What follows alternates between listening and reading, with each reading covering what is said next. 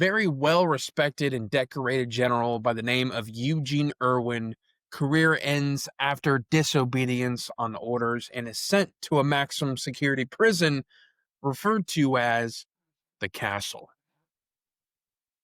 Almost instantly, he is introduced to the castle's strict and insecure warden, Colonel Winter. Throughout Irwin's tenure, he sees the abuse of power and cruel treatment of inmates from Winter, and as a result of that, he quickly gains the respect of his fellow inmates. Not yearning for escape, but rather hoping for the exposure of wrongdoing within the prison confines, Irwin, at this point, is determined to challenge the authority of Winter in the form of leading a crusade of his fellow inmates and peers hell-bent on intimidating Winter and taking over the castle. Will justice and honor be restored? Tonight, we break down the key elements of a castle as we do a discussion of sorts on the 2001 Rod Leary prison thriller, The Last Castle. This is a production with no location, protection, garrison, or even a flag, and you are listening to a Castles Can Only Have One King edition of Just Four Flicks.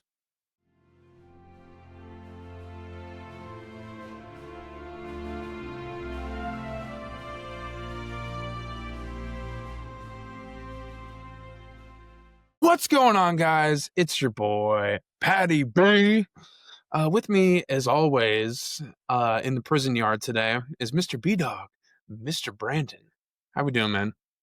I'm excited. This is, in honor of Robert Redford. What we decided to do, fans, is I would choose an underrated movie of his.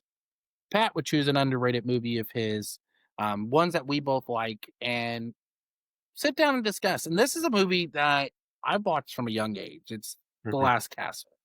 This was a movie that I used to watch with my uncle a lot.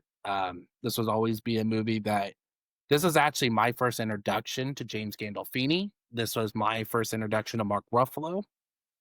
That's Um, crazy. my first introduction to Robert Redford. Like this, at a very young age, I was 6, 7 when this movie came out.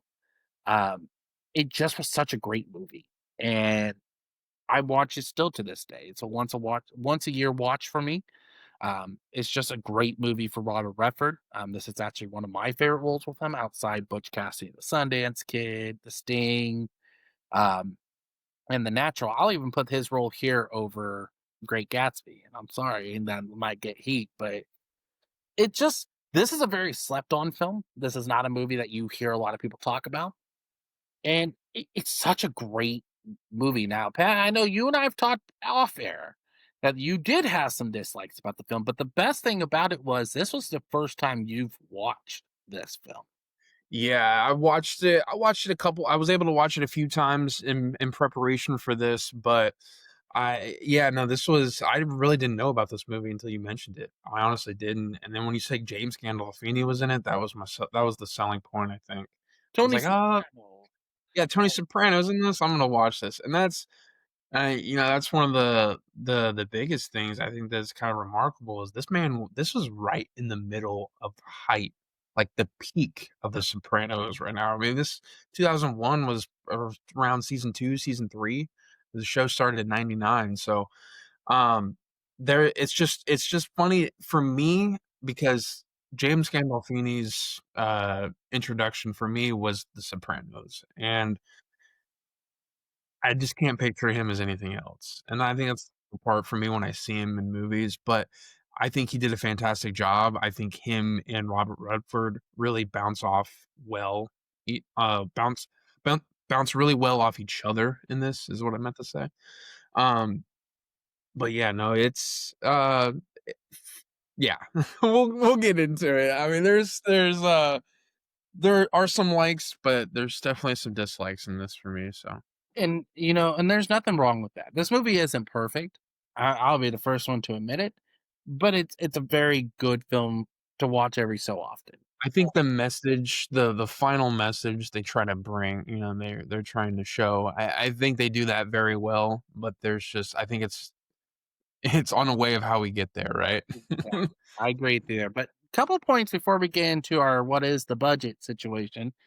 Let's talk about James Gandolfini in this movie. He was actually very reluctant to take this role. Mhm. And the reason why he did it is because he didn't know anything about the story. He never served in the military. He committed largely on the strength of a lengthy speech Winter delivered on the original script. Unfortunately, though, the scene was cut from the film. I believe that where he's talking about Irwin, I believe is the scene they're talking about, like when they're all in the prison and he's telling everybody I was telling him how Irwin why got where he he's was. there at the prison. Yeah, yeah, Uh, yeah.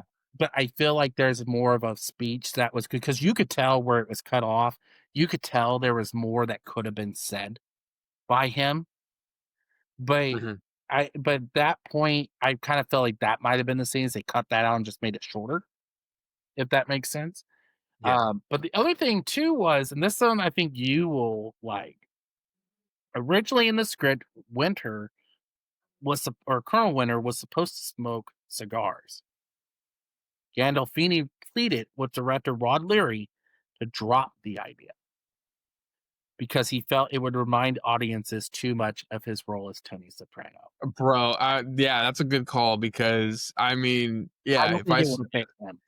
It would have so fit his character. I don't know how have you watched the whole series of The Sopranos? I've watched most of it. I have not finished watching it. I didn't watch it when it was first coming out. That Well, I'm that actually dude on my watch of watching it now and got seeing it. it. It's just really good with him. As somebody that has seen The Sopranos in its entirety probably about 7 times, I do 2 tours a year usually. It depends. Yeah, at least 1. Just got done with my marathon not too long ago.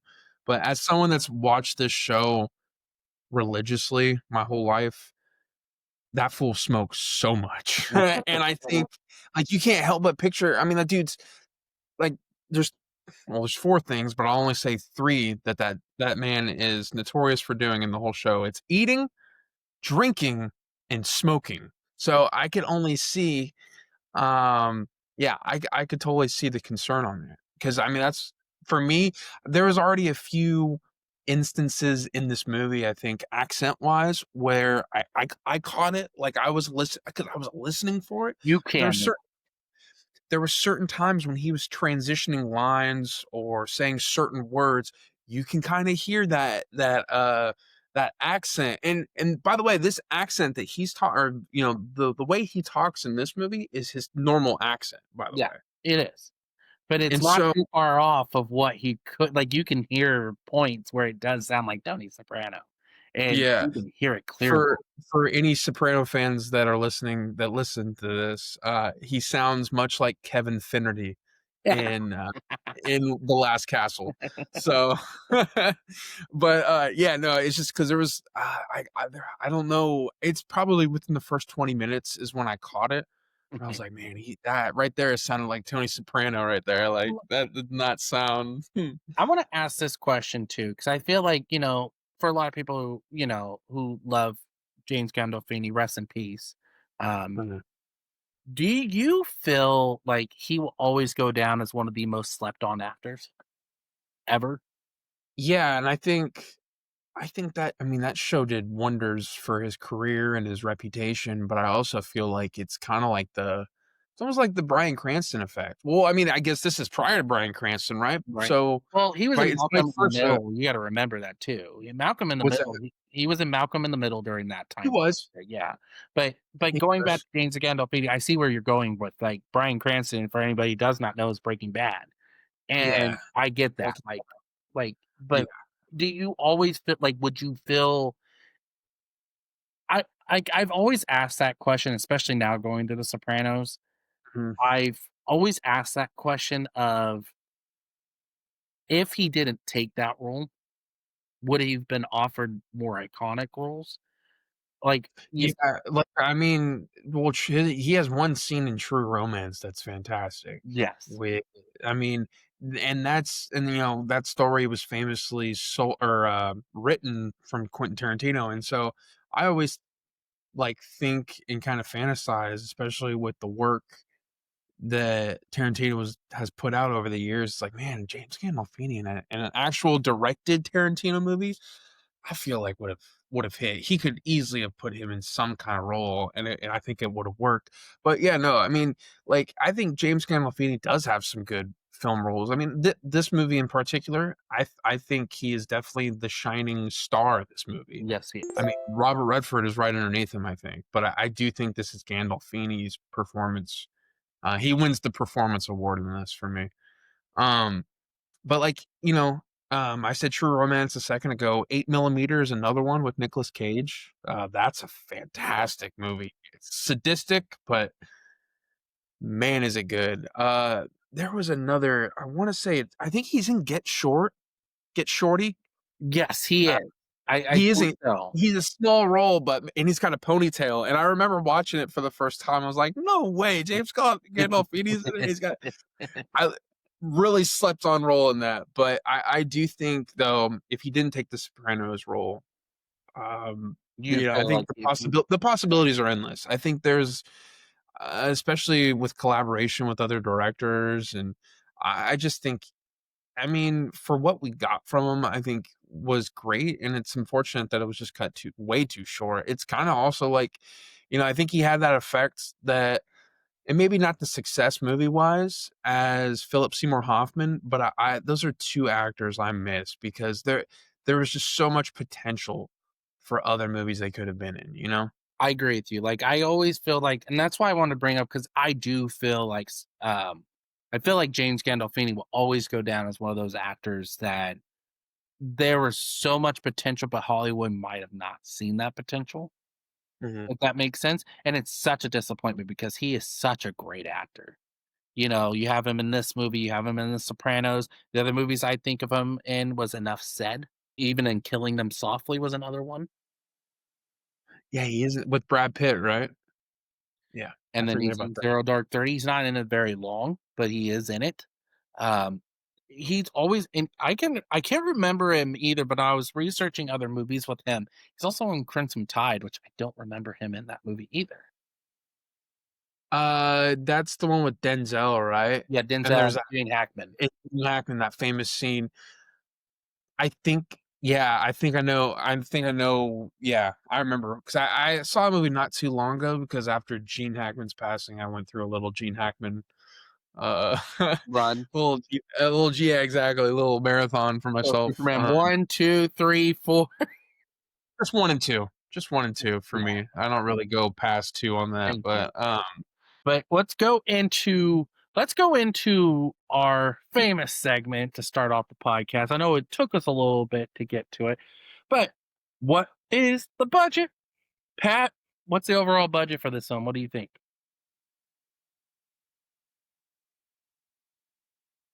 I think a lot majority of this movie is filmed in one location, so that's got a little bit to do with budgeting, I would think, but Mhm. maybe not. I mean, I would say this movie had a budget of I'm gonna go 32 million. Am I way off? Yeah, Am I, like, low or it's high? higher. It's way higher? It's 72 mil. Jesus Christ, that was That's way off. exactly what I said. When I saw this budget, I was like, no stinking way this is $72 million budget. Bro, and this is what the product they got out of it? Okay, Like, you can guarantee, and this is where my famous sound effect is gonna come in. What do you think they grossed worldwide? not a lot. How much do you think if you had to take a shot? I don't even think they made their money back on No, this. they didn't. I'll give you Now a hint. You weren't too far off with what your guess was for the budget. no way, that low? That low? Like, Rough under half? you So wait, I'll just go say 34,000,000. no, 34,000,000. you're going you need to go lower. It's roughed up about 28 mil. No way.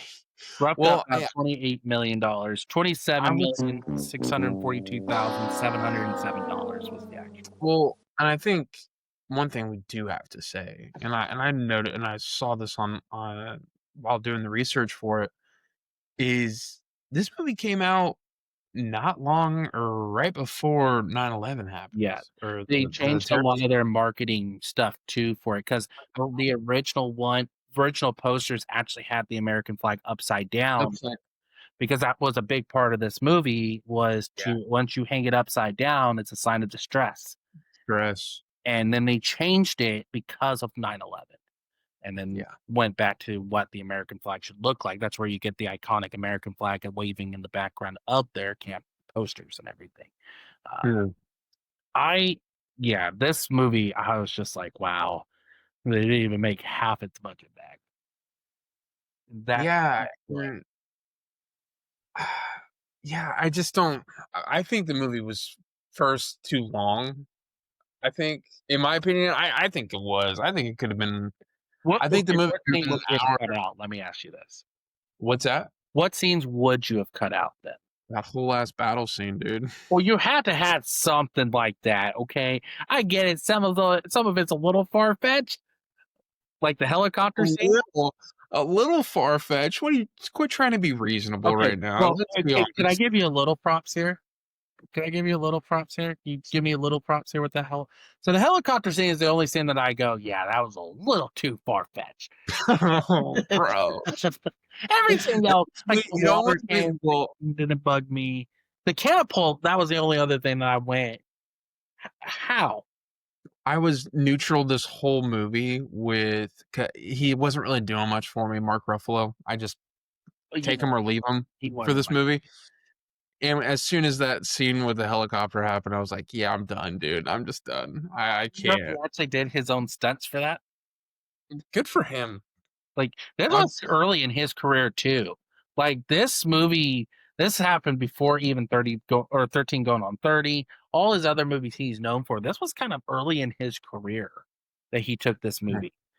Um, that's why I said, like, I will get props, like, I get it, like, I was kinda on that fence too with him, especially with how him and Irwin were in the film, because you get that backstory that his dad served under Irwin.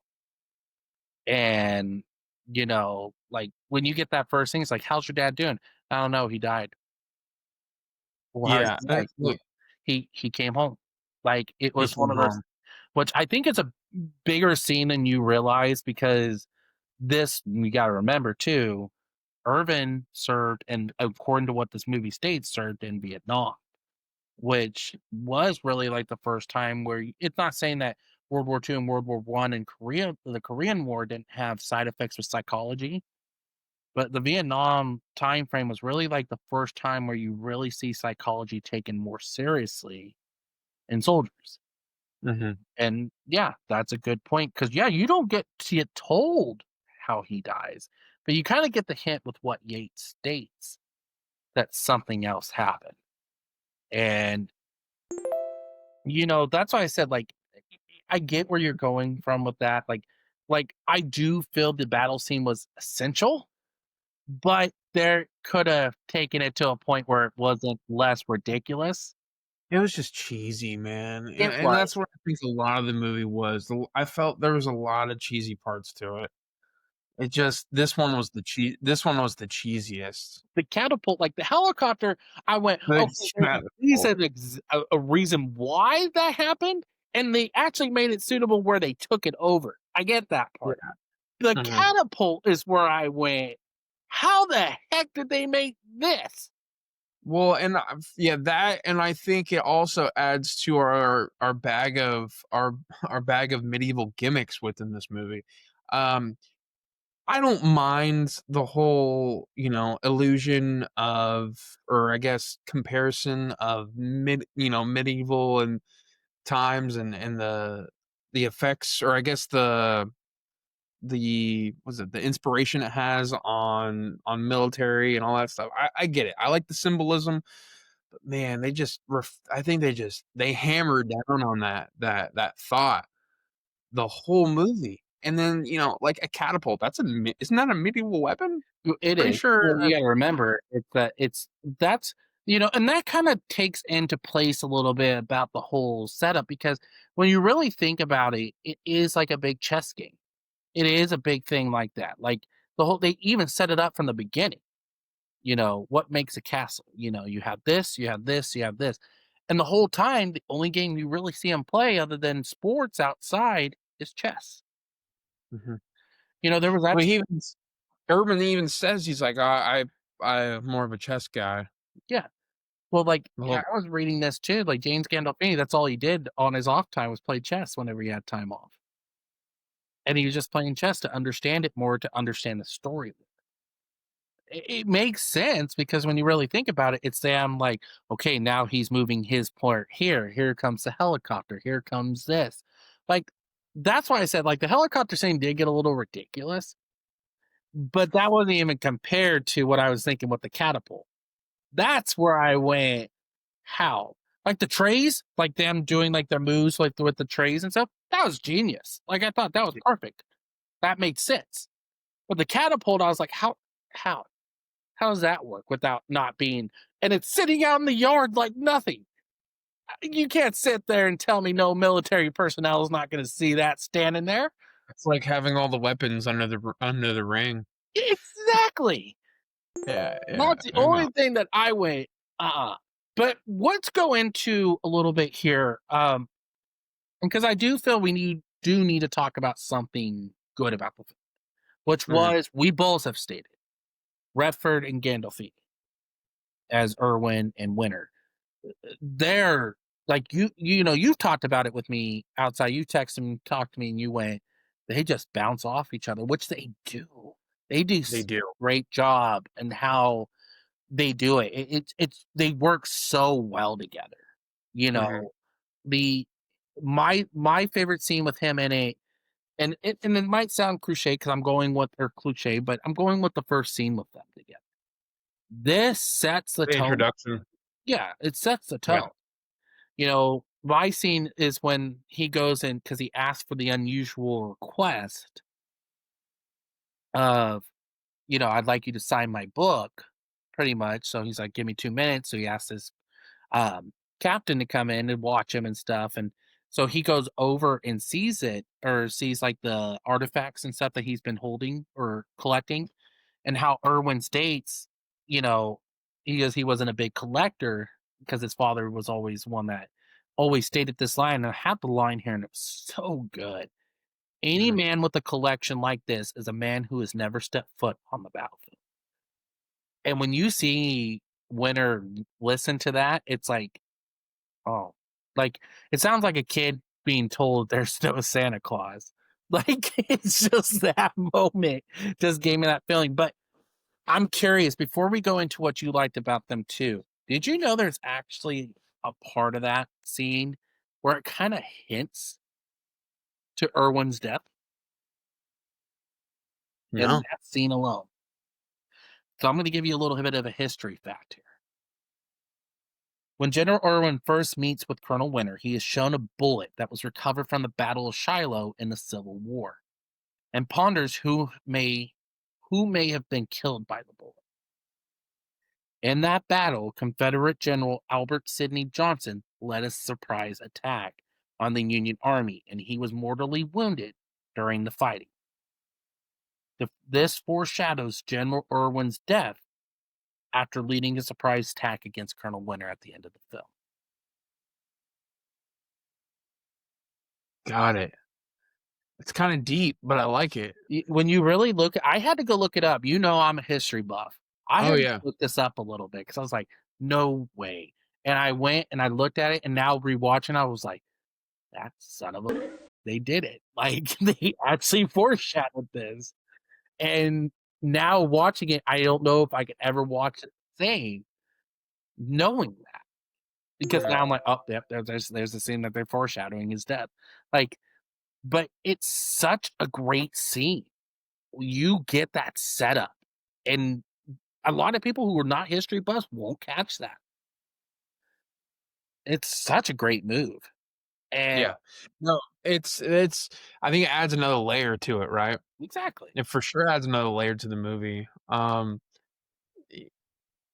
Y having to go back that deep into a battle, I mean, not to mention a battle that was 140 years prior to this time Right. or in history. So, it's just it adds and I think this whole movie, the good parts have a good representation of symbolism in this, and I Mhm. think that's definitely one of them. Now that you mention it. I mean, I didn't. I'm glad you said that because I had no idea. I wouldn't. I would have never known that that that was what that was alluding to. You know, because I'll be honest. When I watched the movie for the first time, I was legitimately shocked that Irwin gets killed at the end. Yeah, I mean, spoiler alert, people, but but you got the 20-year rule on. Like, you're fine. This movie's been out over 20 years. You're fine. yeah, it's true. You should have already watched it. But I but watched I it hate 2 to days say ago. it, how many people have watched this movie compared to how many haven't. But going back to Irwin and Winter, like their relationship in this film, and I think it brings up another good talking point. That the fact that General Irwin, when he comes into play, he's definitely like, I want to do my time. I want to go home. Winter, you can see, and I feel like this is a good question to kind of ask first before we go into this. Do you feel Winter is more corrupt with his power, or do you feel he's more insecure in the film? Um,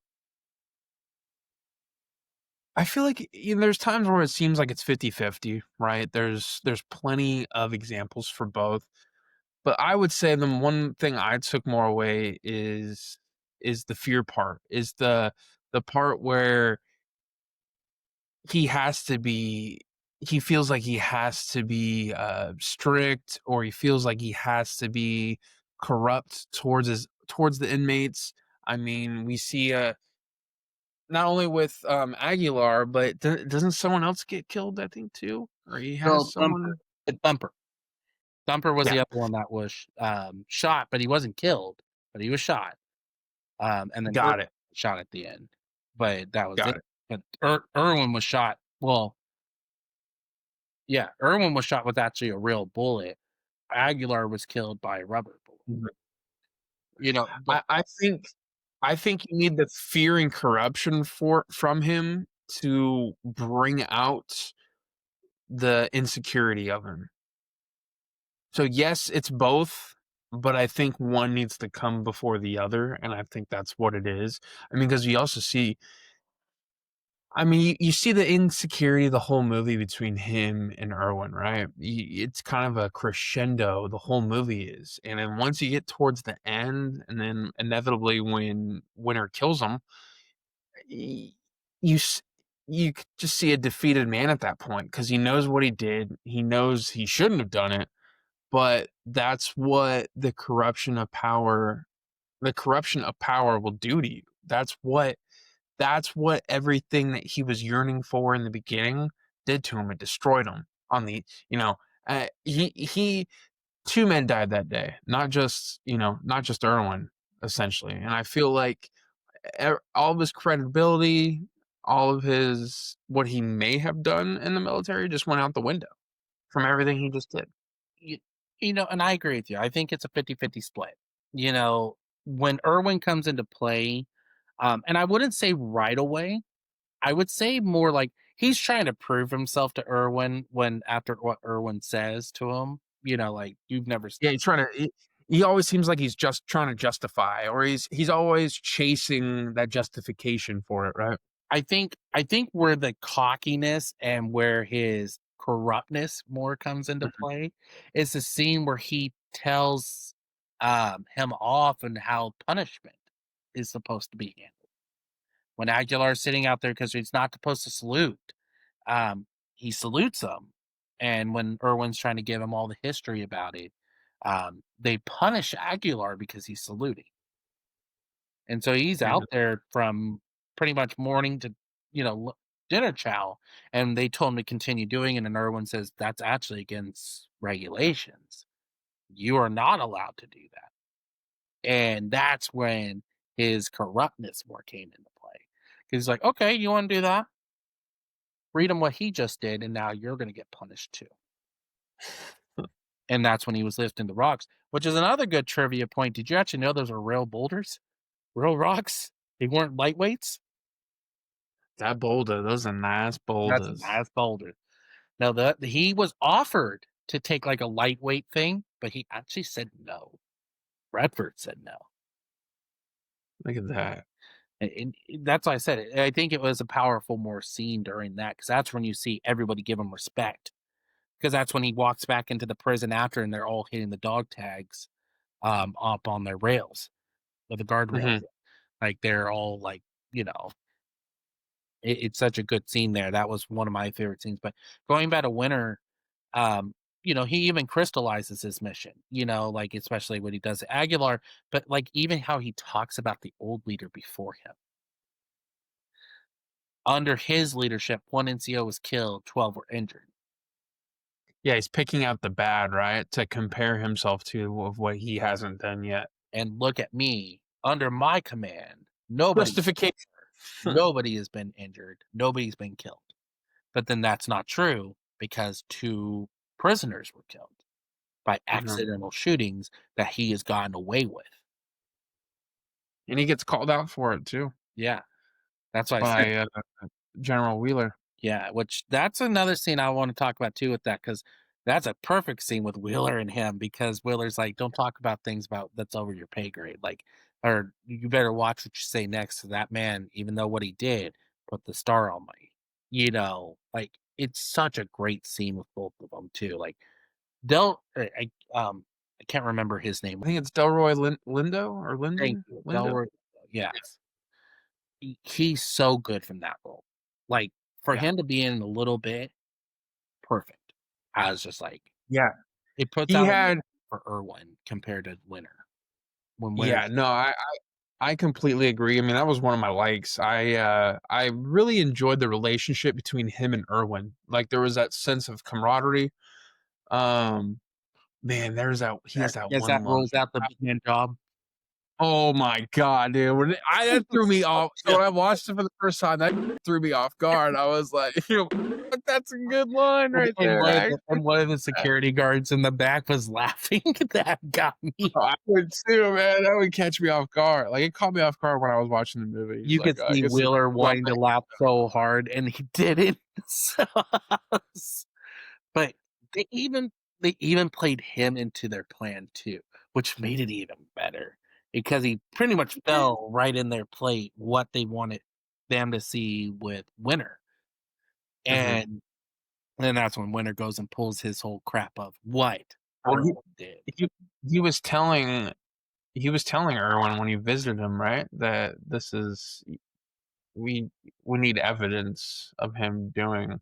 But, Yeah, at the same time, he was more worried about Erwin's well-being yeah, and just getting him out of there. yeah. He was willing to transfer him just to get him to a better spot compared to him staying here. And that's why I said like that. It was such a good scene. Like, and going back to Winter, like that's why I said like it. There's just a lot of things going on here with this, with Winners or Winter. I say Winners because we just did Band of Brothers. Winter and Irwin. Uh, the, there's so much to cover, but I feel like we're getting a little dispatch here a little bit. We need a. Oh, wait, is there something Ladies and gentlemen, it is now time for a film face-off. Pew, pew, pew, pew. 2 contestants will have 2 minutes on the topic of movies that involve a prison. B-Dog, go. All right, well, I'm going to start this off with the movie we're covering right now to take it off the board. We're going to go to Last Castle. I knew it. I knew you were gonna do that. I'm gonna go with an obscure one. I'm gonna go with Half-Baked. Well, I'm not going to take an obscured one for this next one. I'm going to take the Shawshank Redemption. Shawshank, I knew that would be coming. Blood In, Blood Out. I'm going to go the Green Mile. Oof. Escape from That Alcatraz. was going to be my next one, you dick. Um, Gridiron Gang. Nice. Ooh, I like that. Law Abiding Citizen. Yeah, that's another good one. I forget about that one too. Now you got me thinking. The Experiment. The Experiment. The Longest Yard. Damn it. Which one? Because I can use the other one. I'll just that's fine. I'll just go with the Adam Sandler one. I'll go with the Burt Reynolds one. That's fine. All right. Austin Powers and Goldmember. God damn it. Let's go to prison. Oh yeah. Starsky and Hutch. That's a deep pull, but there is a prison scene in that movie. Oh, brother, where art thou? Ooh, I like that. The butterfly effect. 22 Jump Street. Catch Me If You Can. Oh, yeah, that's a good one too.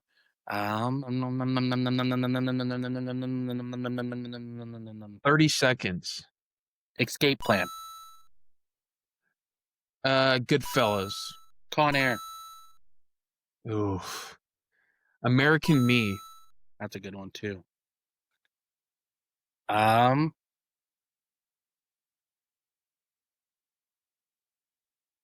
Cool Hand Luke. Quick. Double shot. Double Jeopardy. Get the Gringo. Ernest Goes to Jail. That's a good one too. That's it. That's it. Yeah, boy. Man, Who wins? I was gonna say Who's the Big warden? Dan Nick, but you know that was Who's the warden of the prison today? It's Mr. Patty B. wow. That was good. That was a good one. That was fun. That was fun. That was a good one. We both. I should We. have said Paddington too. I forgot about Paddington 2 as a jail scene. I didn't even think about that one. I was like, man, that Yeah, you know what's funny is when I was thinking of these, I was like, man, all the ones I'm coming up with in my head are shows. I was trying to Like stay I away wanted to. from like comic book ones because there are a lot of them that have prison scenes in comics. Mhm. But I was just like, I gotta stay away from it because it's like it's too easy. I think this was a perfect little topic for this, a perfect little film face-off Yeah. for this episode, and I think it's time to get back to our regularly scheduled programming.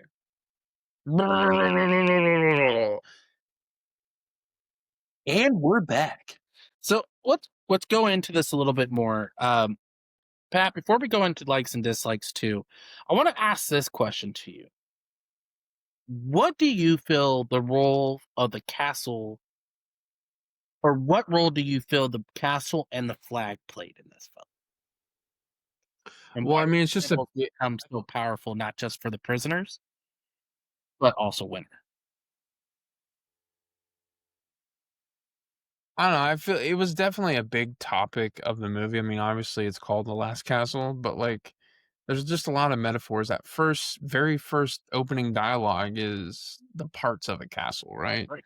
Um, and I also think, when it comes to Winter, I think maybe it's exposing the inexperience he's had within war or within his service and everything, and um the importance the importance that it brings. But then you also have the parts with Irwin with, getting his brigade together and explaining how everything works, and the whole medieval comparison, I think, is what's cool about it. That's what I like. I like the whole saluting, where saluting came from.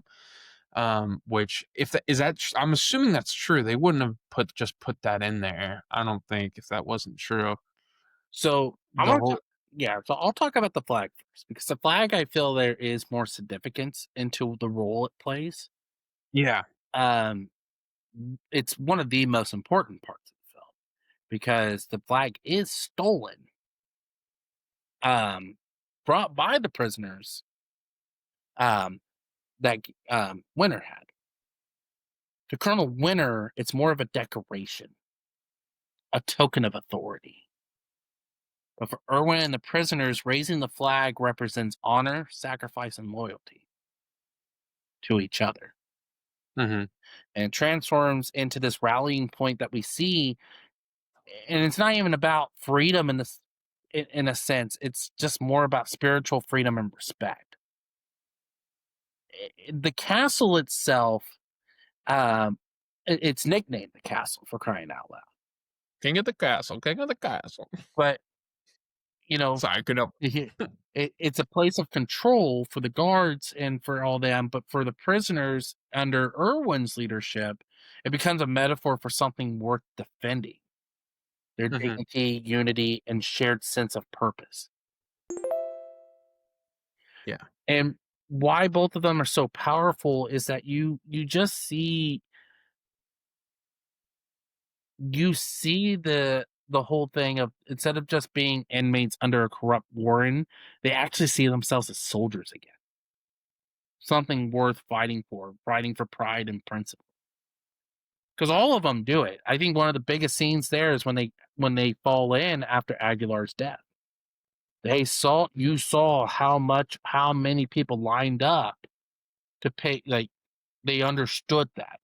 Like, doesn't matter what branch you're in, what you've done, all this, you're still a soldier. You fought for this too.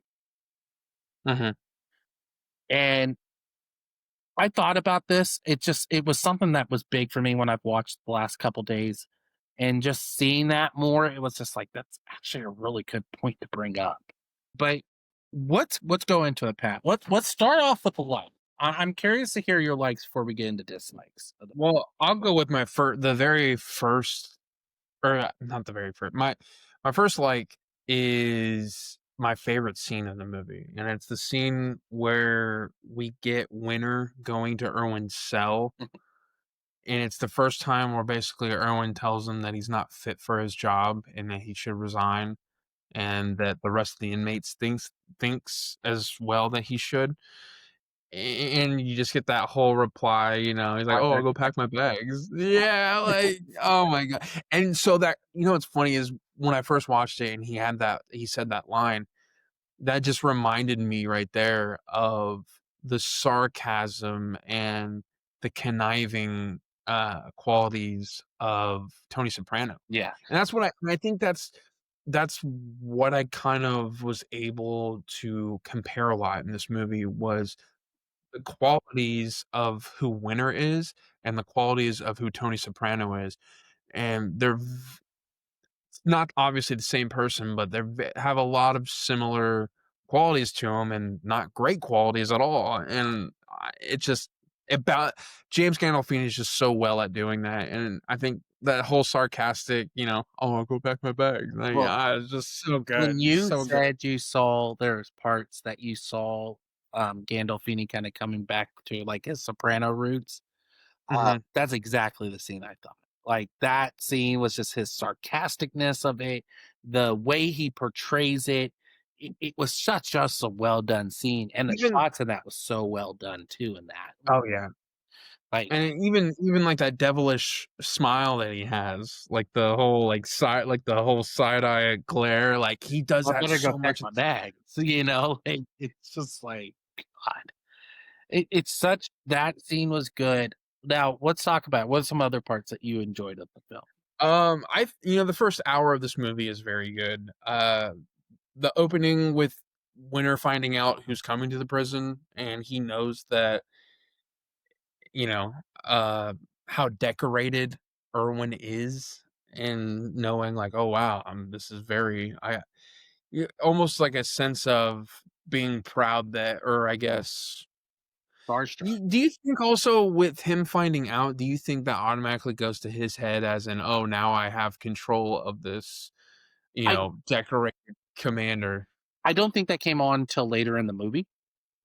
Got it. Um, Until maybe they actually met and got to know each well, other for a little not bit? so much that. I think it's a scene, like I said, with Aguilar when he's out there and he puts his hand on um, Captain or Perez and he says, "You're better than this."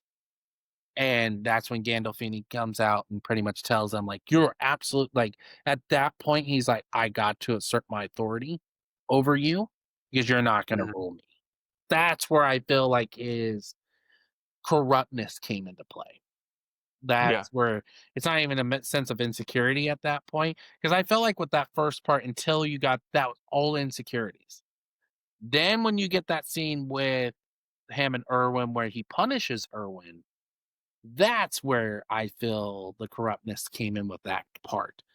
And having that, I that's why I said with Gandolfini in this role was just chef's kiss. Like, I'm sorry. Like, it's such a good part of this film. No, it was. I mean, I think it's the big standout part in this movie. I mean, obviously we have Robert Redford, and And he was he's good. he's good in this He's film great. too. He's good. It's not not his best performance, and it's not Gandolfini's either, but I It's a think very in a movie, underrated performance of his, though. Very I un think yeah, I think in a movie with what we got and what was presented, I do think Gandolfini is easily the best the best performance of the film. I think the only lines I didn't like is when the battle sequence started and he gets the radio and he goes, "I am taking command of your facility," and James Gandolfini gets all pissed off, like, "Hell you are." And it's like, "Okay," like, Are you I'm sitting there, it's like, "Show me more, please." Yeah, I was dude. like that scene was kind of the only scene that I was like, "Okay, you guys didn't do very well." But there are other parts I like I said, I like Winners and Winner and Irwin's roles. Um, the I actually didn't mind Gates and his relationship. I feel like it was a a stepping stone for him. Now, like just seeing, like I'm curious to see. I know you kind of said you kind of could take him or leave him in this film with Mark Ruffalo.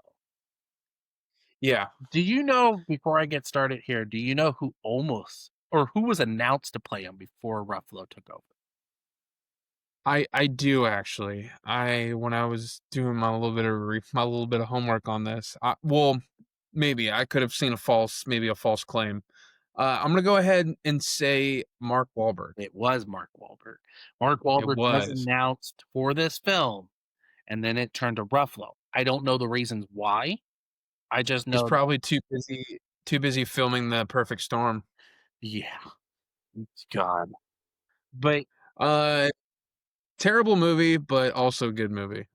one of the scenes I wanna talk about too was the punishment scene, when Irwin's getting punished, when he takes off his shirt. I think it was the first time where you really saw the soldiers go, "Wow, he's one of us." Like, you see, and that's when you kinda get Gates to kinda say, "Yeah, this is what happened during this time." He was tortured, And like that scene between them 2 where he goes, "Glad that you made it back." He goes, "If you would actually think otherwise, I prayed for death. And if Damn. anything's right, those men, my men that were there with me is what kept me alive, that made me go against my prayers." That was such a deep scene because it was just like, wow. Because that was when they were talking about him betting on himself, like, "Oh, yeah, I hear you have a death, um bid on me," or something like that, like a pull on me. He goes, Yeah. "Is there any spots left?" Like, it was just "Yeah, 9 weeks." And he goes, "Can I take it?" "No, no, no, because knowing you, you would do it to yourself anyway." And he goes, "Actually, on the contrary, if I'm gonna bid, I'm gonna bid to win, not bid to just give up." And I like their relationship throughout the film.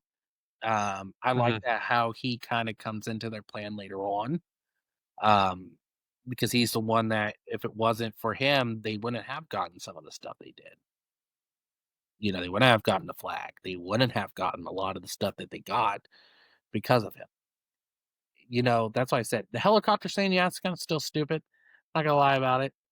It's kinda convenient. "Oh, yeah, he was an Apache helicopter Yeah. flyer too." It's like, "Okay." Like, "Oh, okay." That just fits into the plot just weirdly. I think my favorite scene for Mark Ruffalo in that is probably when he goes to Winter's, office and basically tells him, he's like, "I took it, you effing coward," or he Oh, says yeah. something like that. That was such a Like, good that was turning point. the only F-bomb in the movie too, by the way. I think it's a PG-13 movie, right? So that's where if we're gonna get our one F-bomb out, it's gonna be right there, Mark Ruffalo, you're gonna which say it. I think was perfect execution there. Yeah, like Um, yeah, and but I think also that was, that part, or I guess the part that kind of was the turning point for me not liking the movie so much and kind of seeing it almost like a cliche was when he Winners went to or Winner went to you said is it Yates, right? It's Mark yeah, Ruffalo. yeah, yeah, Yeah. tried to recruit Yates and spying on him. And it's just like that's so Like, you saw it in Shawshank, I don't know, it just felt so, like Felt that was necessary. Because here's the thing, it shows you again how insecure Winter is. He's willing to stoop that low to get somebody on the inside to understand what's going on in his head. He's fearful of Irwin.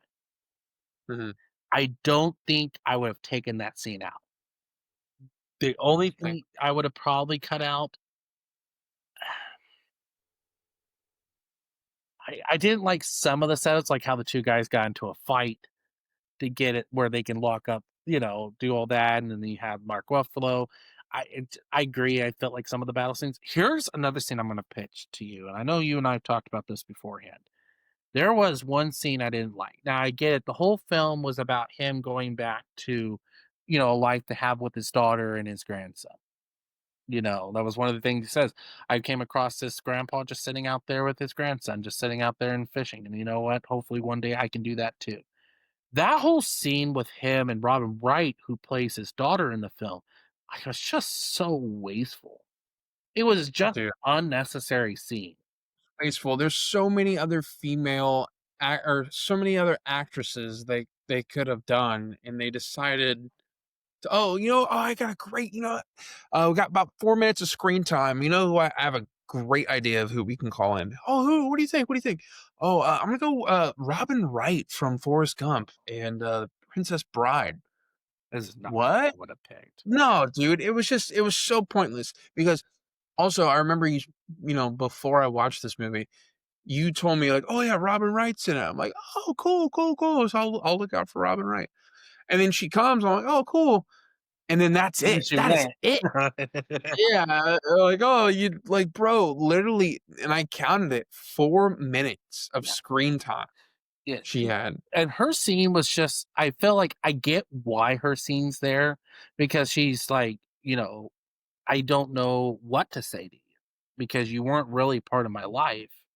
"Yeah, you weren't a father," Yeah, but so she says. then she goes, "You've given so much for this country. It's just sad that I have to see you here." Mhm. And we know why, and I think that's something we haven't really talked about is Irwin's in prison because he should have retired, and he even admits it. But he took one last assignment that pretty much led to the death of 8 men because of an order he gave. So he's court-martialed for I think it was 8 to 10 years, in that realm. Um, and he pled guilty right away. "You didn't deny it. I'm guilty. Get on Mhm. my merry way." But going back to Robin Wright's role in this, it just was so wasteful. Like, Very wasteful. if she was in like, I could have taken that whole daughter scene out and I'd been fine with it. Mhm. If she was in the movie more constantly throughout, like, visiting and stuff, I coulda understood Yeah. it, or, like, even letters he gets from her. Like, I think he gets 1 letter because he does get a new picture. Yeah, if there was just more interaction, I think, Yeah, whether it be her presence or, like you said, through letters, I think it would have worked better. But I think just having that one-off scene with her in it to basically say, like, "Oh, yeah, I'm your daughter, and by the way, I don't think you were a great dad, and you won't ever get to see my son because 'cause you're in prison." Like, and, that's it. like, All you get. positioned as Robin Wright to do that role, it just was an unneeded scene. It was something There's like you There, like I you think, said, was so many other options agreed. for another actress to be in there. I don't think it needed to be Robin Wright. And it's just nothing against Robin Wright. I just think she was too star-studded for it. I Like, agree. this is someone you for if maybe that she did other scenes and they just scrapped them, or it's a deleted scene, and that could be the case. But I just, I for to only use her literally in one scene and have under 5 minutes of screen time, Yeah. it's absurd to me, and that was one of the big red flags I had in this movie. It's just because, I don't know, like, you have other performances to pick on and to focus on, and it's just why are we gonna waste our time and putting her in this movie thinking she's gonna have an impactful role when really she's only got less than 5 minutes of screen time. So, Exactly. anyway. So now you're thinking what I'm thinking. I think that was one of the biggest things to me. That scene, um, Aguilar, I wouldn't take any scene thought because I do feel like that fueled the story more. Why, like, changed how Irwin looked at things. Mhm. Um, there's really not a lot of stuff else other than that I would have taken out because a lot of it was a good setup to like show. It's like we said, it's a big chess game being played. Yeah. But I'm curious, what other parts did you not like about this film before we ended out? Well, like I said, I think I had a neutral stand on Mark Ruffalo's, uh, character throughout this. It kinda didn't go up or down up until the whole helicopter crash, and then I was like, "Yeah, it's just I don't know. This is all the whole, like you said, we talked about it earlier, the whole catapult usage was kinda I ridiculous, was I just think. like, what the heck was that? Like, how do Just they make there was just a lot of parts about it that seemed cheesy. I honestly didn't like Aguilar too much. I get why he was in it, and I get the importance of him being there for Irwin's character, right? but I didn't care for the actor that did it so much. It just felt super cheesy and just over like not great. For me, like the acting was more forced. It felt forced. Yeah. It felt like overly, you know, just I don't know. That was kind of a turn off.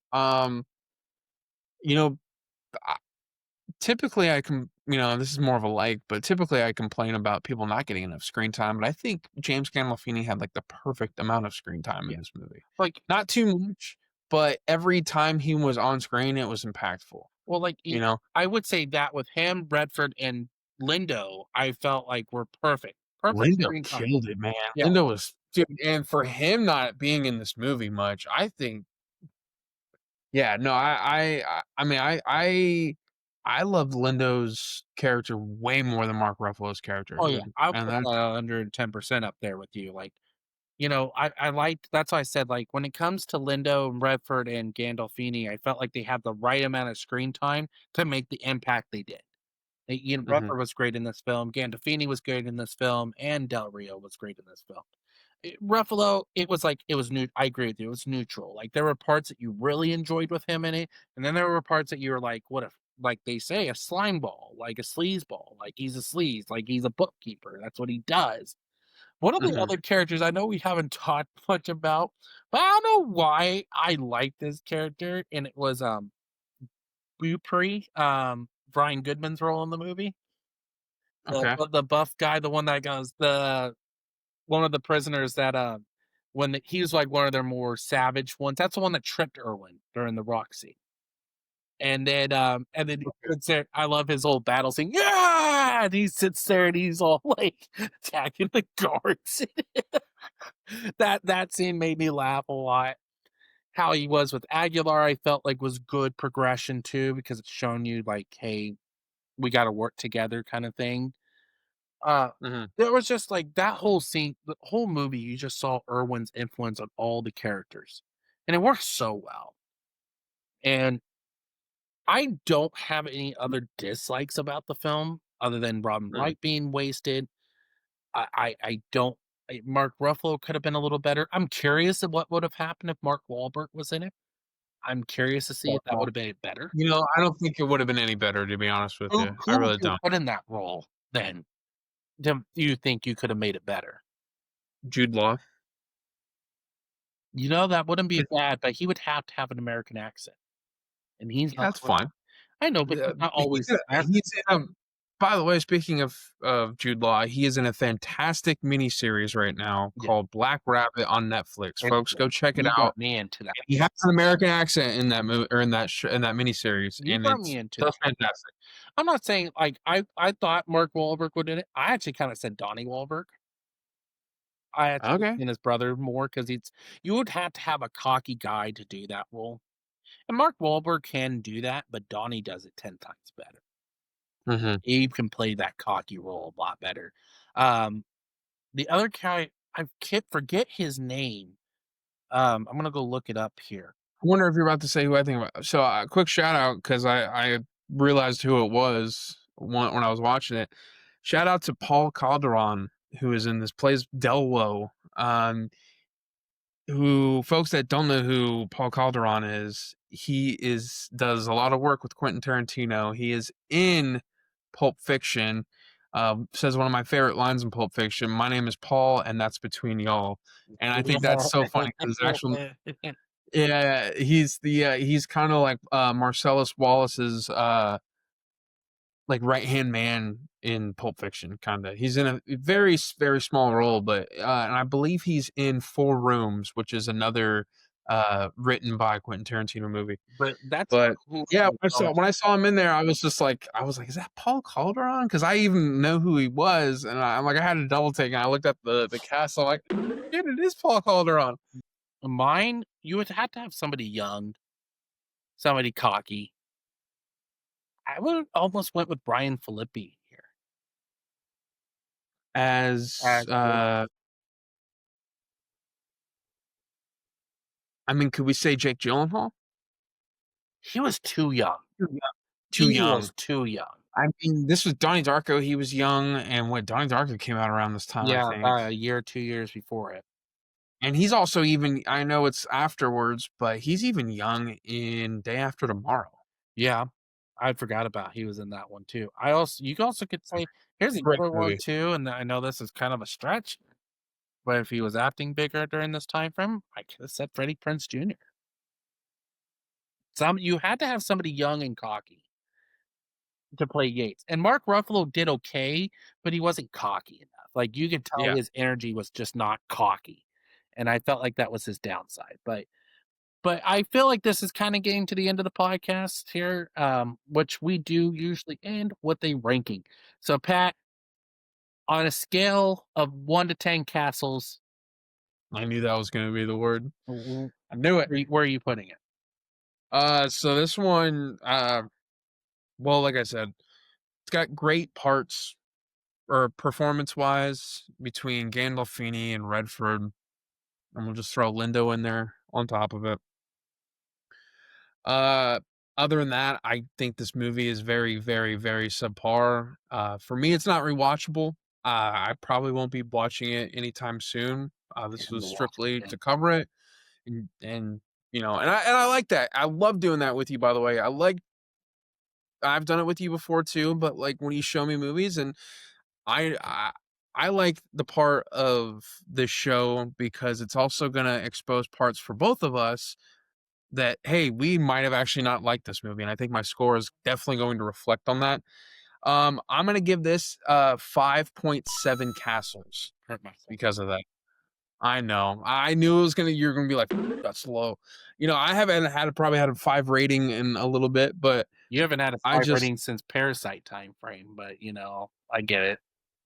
I don't think I gave Parasite You that gave low of a you rate. gave 6.1, if I'm not Did I mistaken. really? You gave it a lower score than you No, that might have been you. I don't think I would I have gave it made an it that 8 low. points. I gave it like an 8 point. I think I gave it like a 7 point something, not an 8 point something. Damn.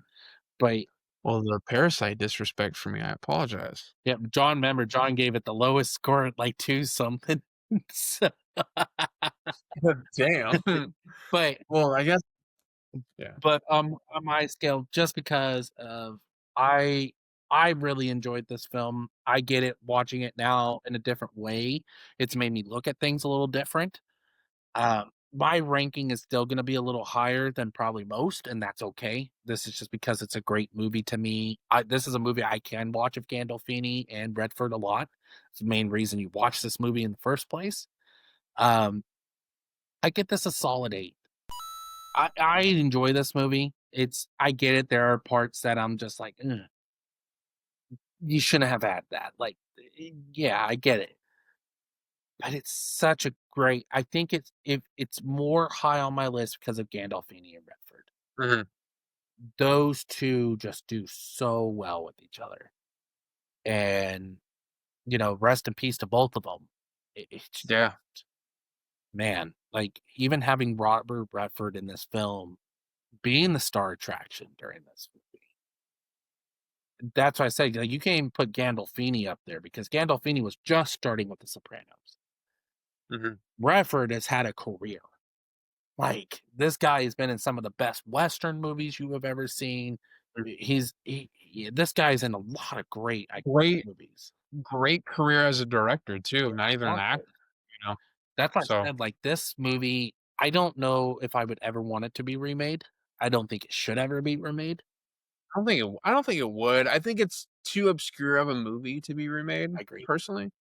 And I don't think to be honest with you, this movie is more of a deep cut movie. I don't think this movie is remembered.